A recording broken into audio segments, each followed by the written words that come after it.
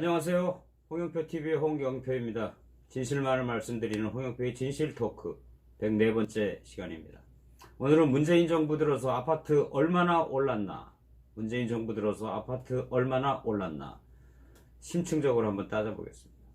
서울의 아파트 시가총액은 435조 원 폭등했습니다.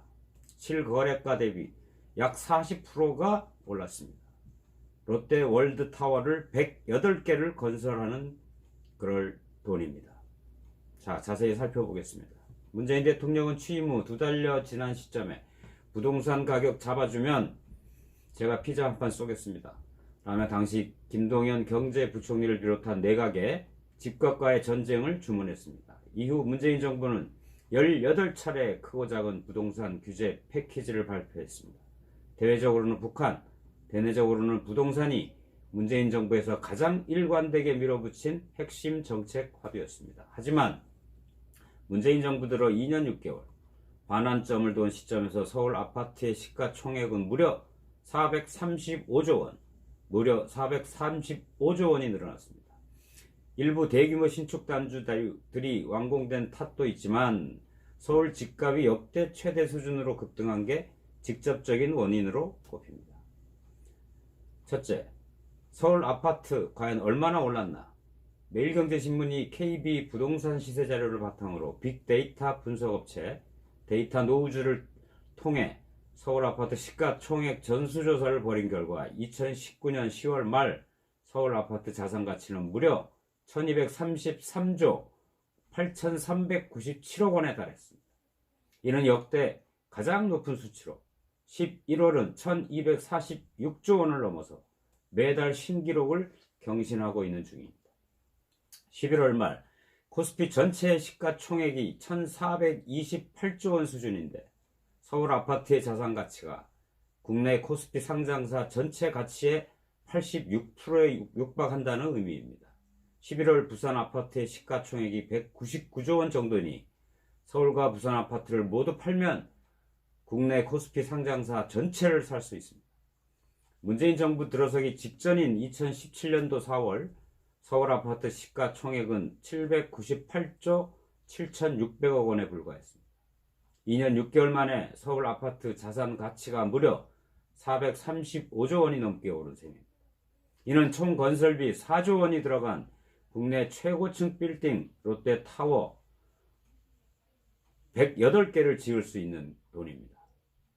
2년 반 동안 서울 아파트 시가총액 상승률은 54.5%에 이릅니다. 서울 아파트 시가총액이 아파트값이 천정부지로 뛰던 2018년 7월 사상 처음으로 1000조 원을 돌파했습니다. 2005년 전국 아파트 시가총액이 처음으로 1000조 원을 넘어서는데 13년 만에 서울 아파트 시가총액이 전국 아파트 자산가치와 맞먹게 된 것입니다. 반면에 박근혜 정권 후반기 2년 6개월 동안 서울 아파트 시가총액은 172조 원 늘어나는 데 그쳤습니다. 2014년 10월 시가총액은 626조 7,343억 원으로 2017년 4월까지 시가총액은 27.4% 올랐습니다. 이번 정부 전반기나 지난 정부 후반기보다 시가총액 증가율은 2.5배, 상승률은 2배가량 커졌습니다. 전국 아파트 시가총액은 11월 기준으로 3,352조 원을 넘어섰습니다. 현재 코스피와 코스닥의 모든 상장사 가치를 더한 것보다 2배나 많은 액수입니다. 문재인 정부가 들어선 2017년 5월에는 2,524조 원 수준이었고 2018년 9월 처음으로 3,000조 원 벽을 넘어섰습니다. 이러한 아파트 자산 가치의 폭발적 확대는 국민 소득 성장률이나 물가 상승률, 국내 증시 상승률과는 비교도 되지 않는 속도입니다. 두 번째, 그럼 가장 많이 오른 단지는 어디입니까? 서울 아파트 단지 중에서 문재인 정부 들어 임기 반환 전까지 구이동 구이 현대 2단지가 가장 많이 오른 것으로 나타났습니다. 문재인 정부 들어 2년 6개월 동안 서울 내 1000가구 이상 아파트 단지의 시가총액을 전수조사한 결과 구이 현대 2단지는 2017년 4월에서 2019년 11월 기간에 시가총액 상승률이 90.91%를 기록했습니다. 그 다음에 이 아파트 전용 84제곱미터형은 현재 13, 4억의 호가를 형성하고 있습니다. 불과 2017년에 5억 5천에서 6억 5천이었는데 지난 11월 16일 11억 9,500만원에 실거래되었습니다. 2배 가까이 상승한 셈입니다. 또한 동대문구 청량리동에 위치한 미주아파트 78.48%의 높은 시가총액 상승률을 보였습니다. 2년 전에는 시총이 5,984억 원이었으나 12월에는 1조 680억 원으로 크게 증가했습니다. 청량리역 바로 앞에 위치한 역세권 아파트입니다. 108제곱미터형이 지난 8일 9억 5천만 원에 거래됐습니다. 2년 7개월 전에는 5억 6천만 원 선이었다고 합니다. 다음은 마포 대장주 아파트 아현동 마포 레미안 푸르지오 역시 77.13%가 상승했다고 합니다. 이 아파트는 2014년에 준공된 대표 신축 아파트입니다. 광화문 등 직장과 근접한 주거지로 각광받으면서 전용 59제곱미터가 지난 12월 11일 12억 4,400만원에 거래됐다고 합니다. 자, 세 번째로 살펴보겠습니다.